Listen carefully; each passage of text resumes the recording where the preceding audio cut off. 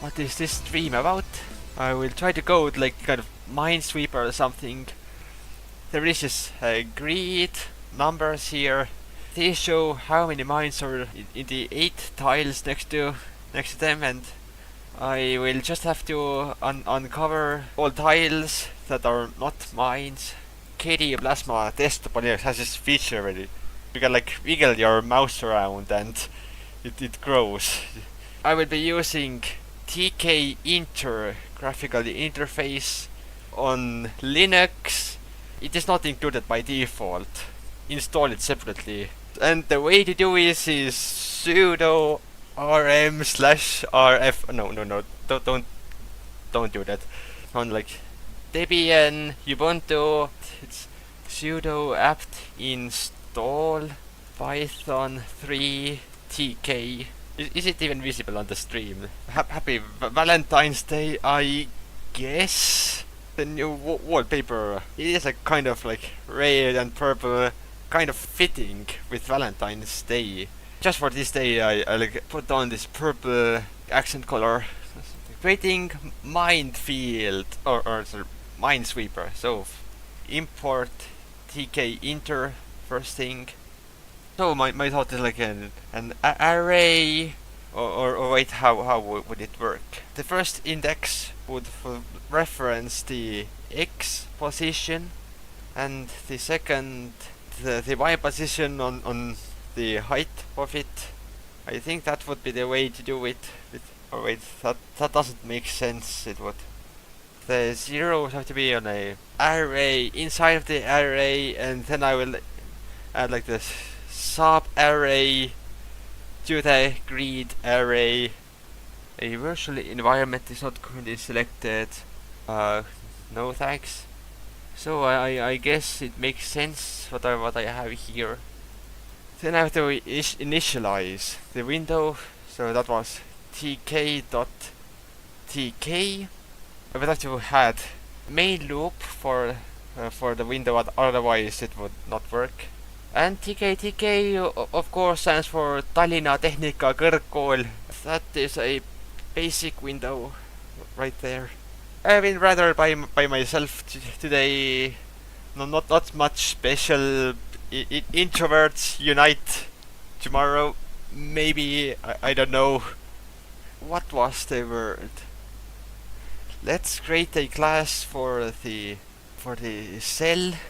Does the cell need to know any variables? Well, I guess the x and y position would be nice. Let's set a button, I guess. X position is I, and J position, I'm mixing up the letters here. Column for X and row for Y. It already looks like a grid already. I'll add a title, just Minesweeper. The next thing I guess would be to place the mines, rand int. Okay, that seems like what I would need. Some of the zeros have turned into 1.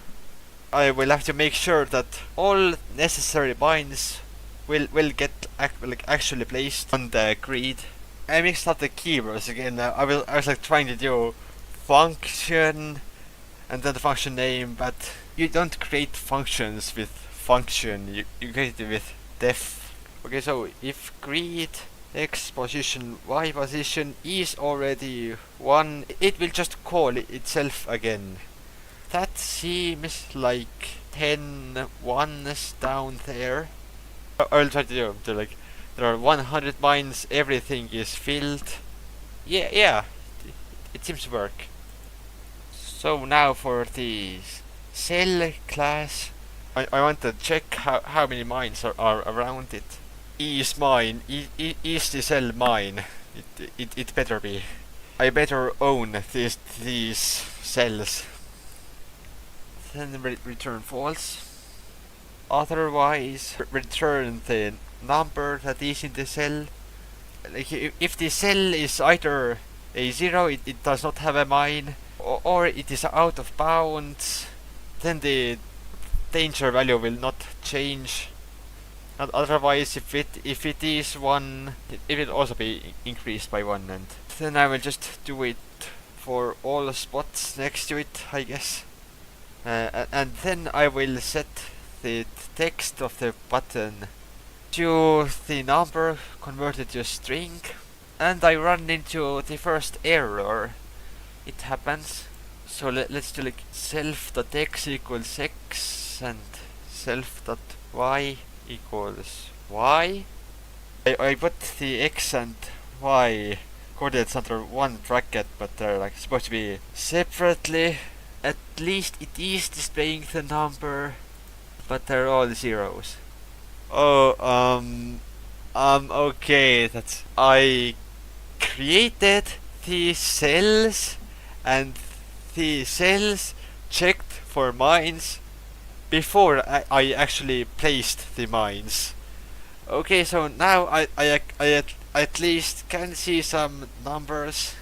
If a cell has a mine, let text be an asterisk. Just text equals the text. I think this makes sense. The mines are marked, cells around it are marked. I created a tuple with this font properties. Well, at least it is square looking. At one point I have to do the clicking.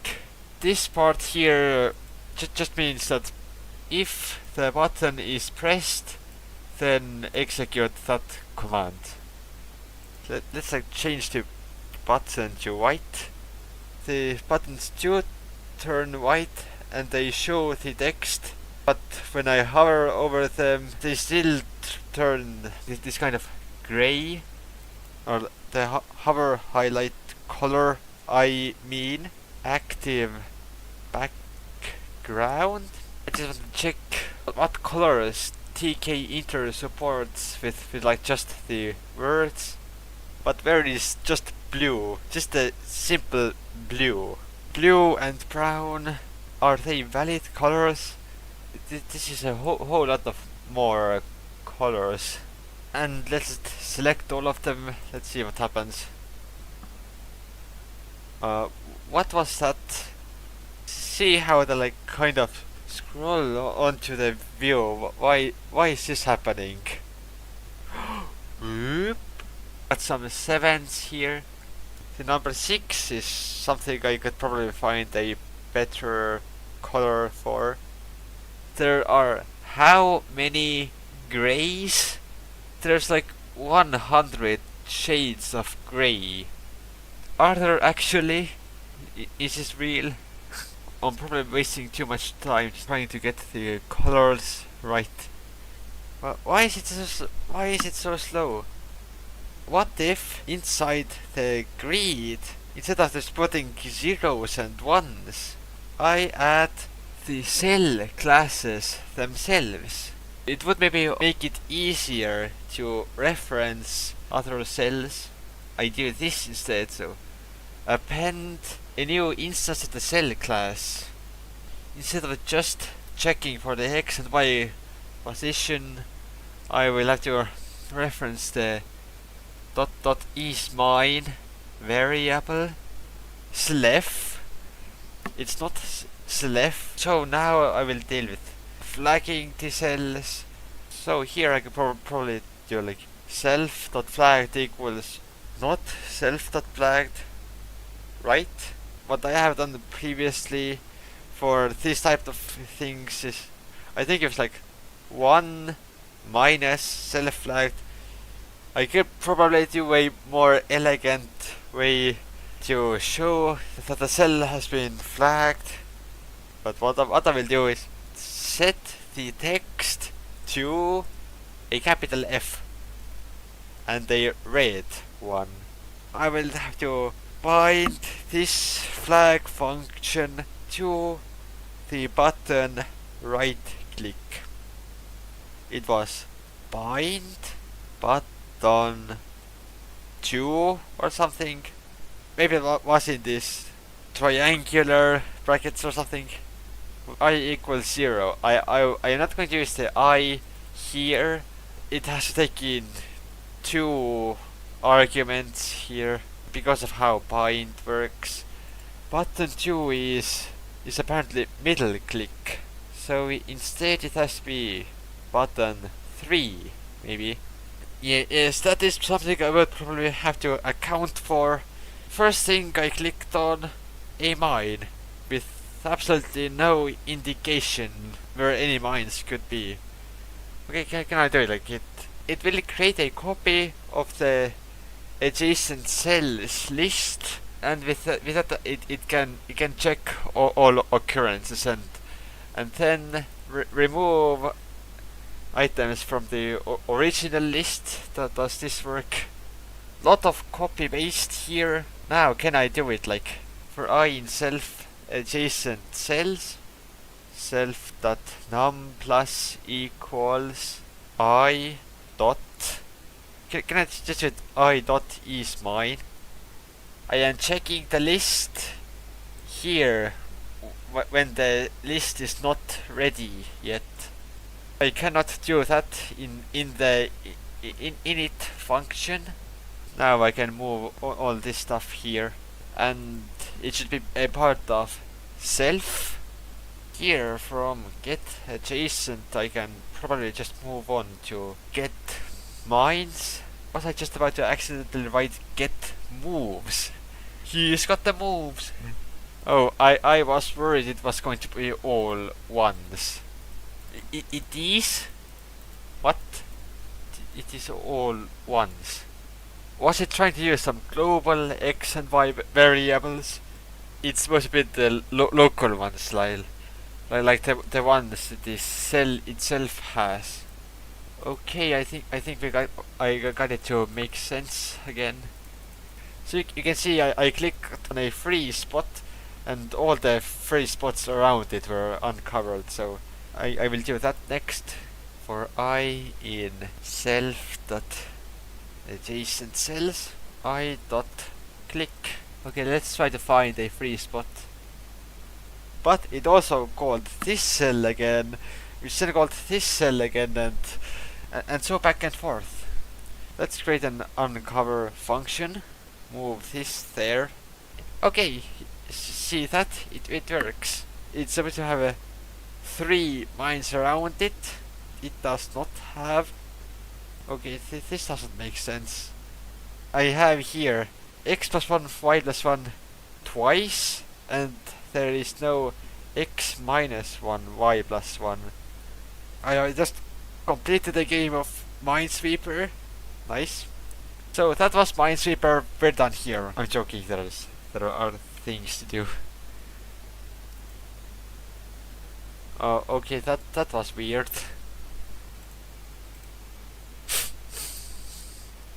Yup. Well, there are wars going on in the world around even in and around Europe, and I'm here making a game about a minefield. I'm not going to comment on that. I shouldn't get to flag the cells when they're already uncovered. If self dot clicked return, don't do anything.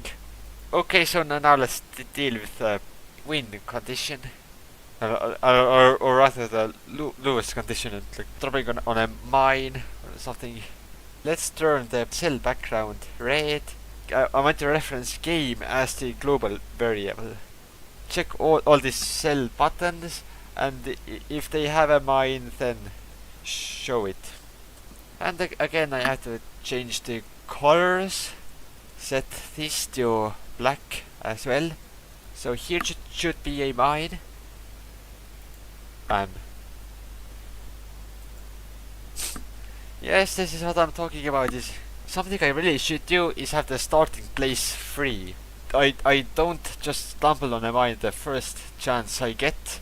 So I will create another list. The items that need to not have mines. Hi there. I'm doing alright Yes. Then make it not be a mine, and then I need to get the random spot that is valid. Greet x y dot is mine and set it to 1. And after the free area part, I have to make the cells check for mines again. After this move, it will no longer be the first. Alright, there is a missing comma. This should be 2, 3.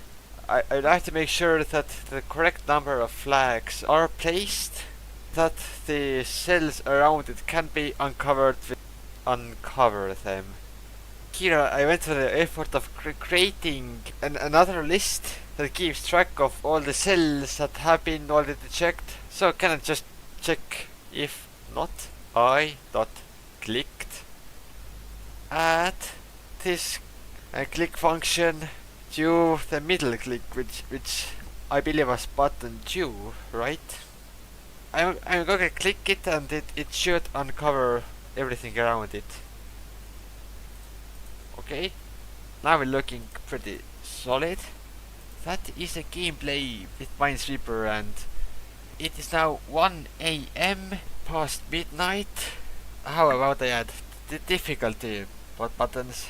This will also be a class that has a button. Now I will do like a kind of a menu screen where you can choose difficulties.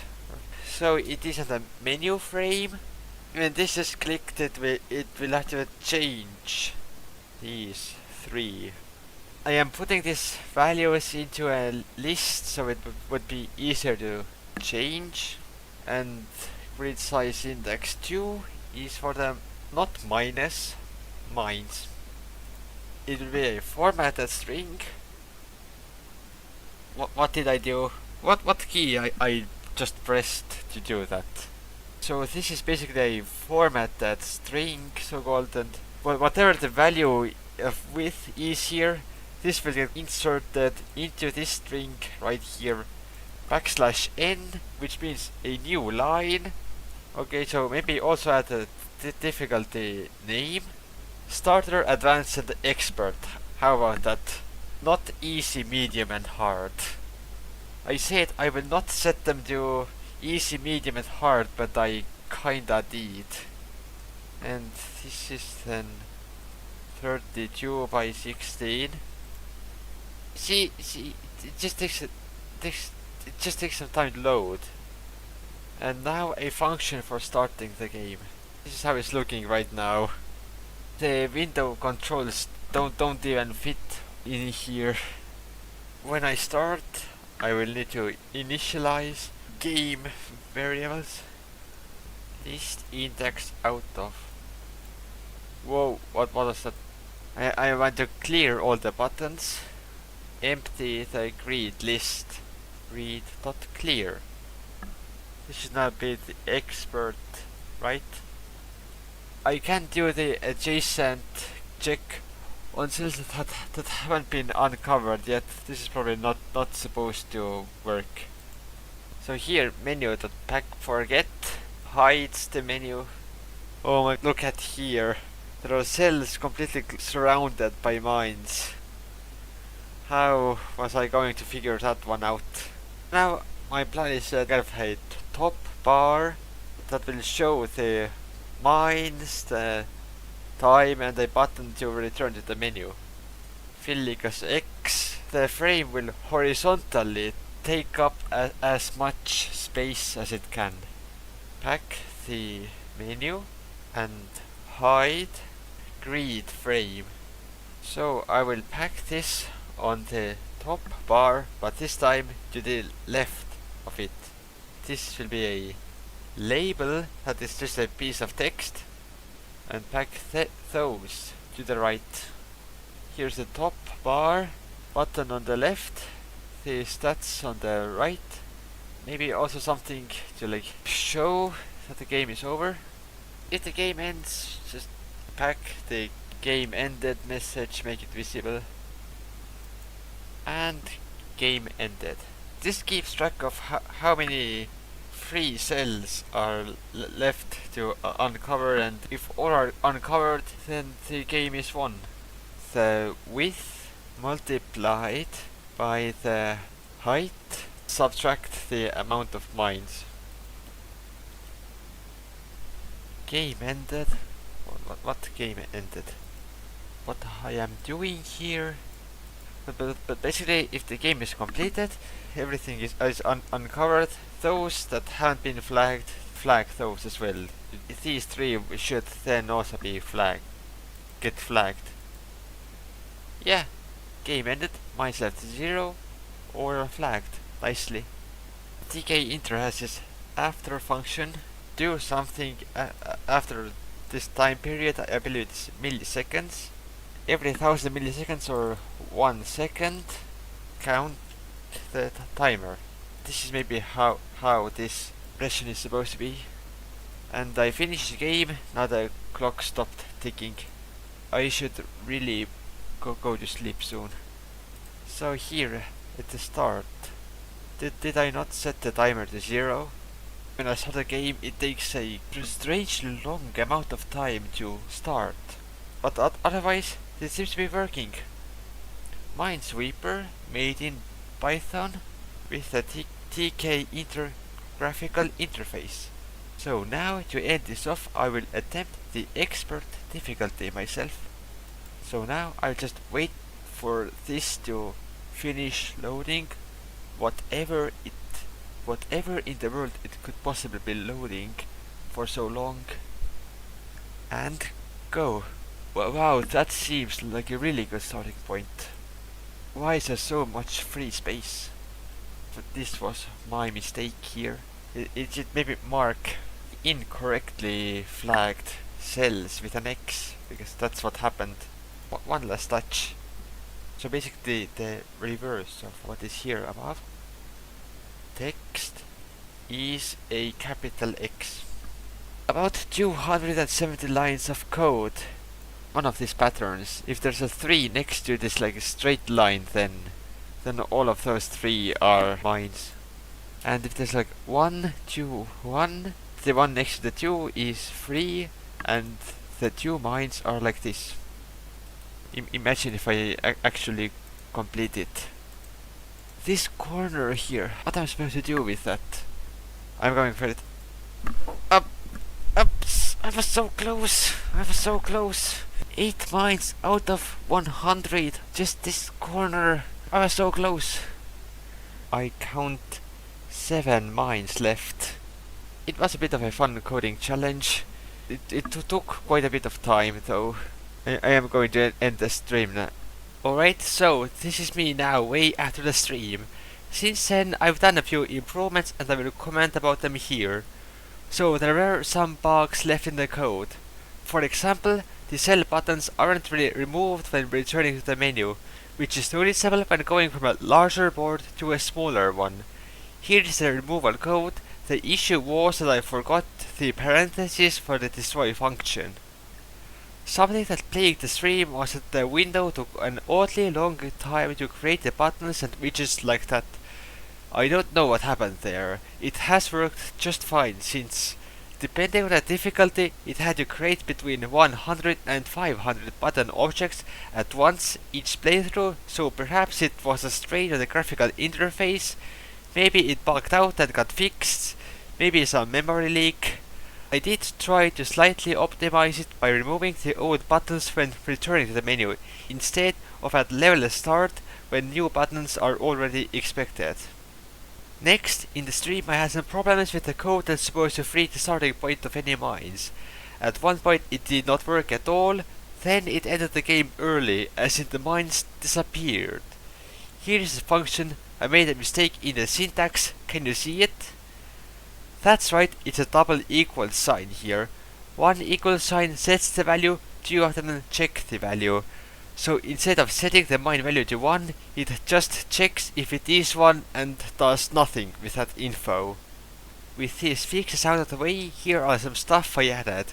First, I made a restart button that starts a new game with the already selected difficulty. It beats returning to the menu and starting a new game that is the same kind. I also don't have to worry about removing and recreating loads of cell buttons like that. One interesting thing here is that I saved the default colors of the button to return to them when restarting the game. I looked it up, it's using the cget function, and the crosses that show a flag placed in the wrong spot, I decided to make them dark red to differentiate them from the regular flags. The colors could maybe be a bit better. The flag F and number 3 are pretty similar, both are red and kind of pointy. So about the board sizes, I quickly realized that the standard beginner board is 8x8 or 9x9, not 10x10 like I had, so I changed it also to 9x9. I was certain the expert board should be 32x16, but as I was finishing up the video, I found out that it's supposed to be a little harder with a 30x16 board, so in the end I quickly changed this up as well. Having more stuff on the top bar causes a problem. When the game end also appears, there's not enough space on the starter board, so the window has to extend and then there is empty space at the sides. To ensure that the window doesn't suddenly resize like that, I made the labels have a fixed width and never unpack the game end text. Instead I set and reset its text value when needed. I then experimented with different widths and amounts of padding. I saved some space by shortening mines left to just mines. Also, instead of simply writing out game ended, I specified whether it is a win or a loss. Eventually, by reducing the free space by just about as much as I could, without making everything feel too close together, I got the starter board to look fine. I mentioned the window expanding. I thought of making the window not resizable by the user, because by default Tkinter automatically resizes the window so everything would fit exactly on it. This does not work after a manual resize, and then either there is empty space on the 3 sides or not all buttons fit. It's just one line of code I can disable or keep. A feature in Minesweeper is that when you have a correct amount of mine space around it, you can uncover all 3 adjacent cells at once. This is apparently called cording. I was a bit conflicted about how to initiate it. Common ways are pressing left and right at the same time, which no, and middle click. GNOME, Minesweeper or Linux had it by just left clicking, which honestly feels much better, but the previous 2 seem to be the norm. One motivation for using the left click in this project is purely visual. Tkinter buttons have this small click animation for the left mouse button, like something is supposed to happen. I currently have both the middle click and left click in. Also, I'm not sure if it's for every platform, but I found out that by pressing left and right mouse buttons at the same time, it still counts as middle click here, even if I didn't specifically code it. I tried running the program also on Windows. While setting the width and height to 1 gives the button a squarish look on Linux, it's not nearly as nice on Windows, so I hard-coded the cell button padding after a little trial and error. Path of 11 or 12 and 4 seems about what I need. The buttons are a bit large on Windows like that. I notice it looks better there when I reduce the padding by 4, but then it's not very good on Linux, so I leave it at the original 1 to compromise. Then I added some more comments to the code. One last fix. During one of my latest playthroughs, I noticed it threw an error when I do my first move on the bottom or right edge. That is again because then it checked for cells out of bounds. When checking for adjacent cells, I had a few different lists there, so the fix was to remove invalid coordinates from the original list. The way I did it here has a side effect that whenever a cell checks the ones next to it, it also checks for itself, which is not optimal, but I don't think it causes any further problems. That's it for the current improvements. Quickly showing the full code as it is now. To prove that my game works and I have some competence in Minesweeper, I'll have a time lapse of me completing the expert board on the screen. A 30x16 grid, 99 mines scattered around. It certainly took me quite a few attempts. There were close ones and frustrating fails, but then I got lucky and made it in time. I also had to redo it because of resizing the board to the standard. Removing 2 rows makes the mines more condensed and it's a bit harder. So about the code, I'm not sure if I'm going to upload it somewhere, but if I do, I'll leave a link under this video. As I mentioned previously, it was an interesting challenge for the stream. Happy I got it done. I'll maybe see about doing these kinds of challenges on the channel. So I'll end the video here and let the playthrough play out. Perhaps you can like and subscribe for more videos, and bye for now.